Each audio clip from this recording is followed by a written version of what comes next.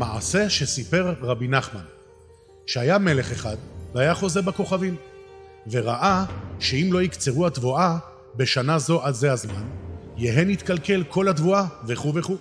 והזמן היה קצר, ונתייעץ לקח קוצרים וליתן להם כל התענוגים וכל צורכם, כדי שיהיה להם הרחבת הדעת לעבוד ביום ובלילה, ויספיקו לקצור קודם הזמן הנ"ל.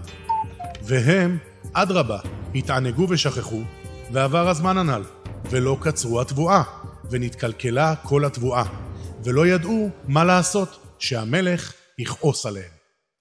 ואמר להם חכם אחד עצה, איך שהמלך אוהב איזה ציפור, ובזה שיביאו לו זה הציפור, אז על ידי הנחת רוח והתענוג מזה יכפר על הכל. אבל קשה מאוד להשיג הציפור, כי הוא באוויר במקום גבוה, ואין להם סולם, והזמן קצר. ונתן להם החכם עצה, כמו שהם כמה אנשים, אז יעמידו את עצמם אחד על חברו, למעלה מעלה, עד שיגיעו להציפור. אבל הם רבו זה עם זה, כי כל אחד רצה שהוא יהיה למעלה וחברו תחתיו.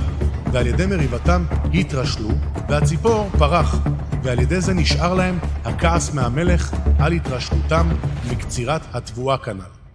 והעניין הוא שהשם יתברך ברא האדם, ונתן לו כל התענוגים והכל, שיקצרו התבואה קודם שיקלקל בפגם הברית, ולעבוד השם יתברך וכו' במוחין נקיים. אבל הוא מתרשל על ידי התענוגים, עד שנכשל בהתבואה שכבר נתקלקל, ונפגם המוחין מעוונות רחמנא ליצלן.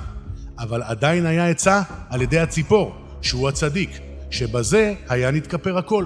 אבל על ידי המחלוקת והקנאה, שכל אחד רוצה להיות למעלה, מזה מתרחקים ולא מתקשרים להצדיק וכו'. ודי לחכימה. ננח.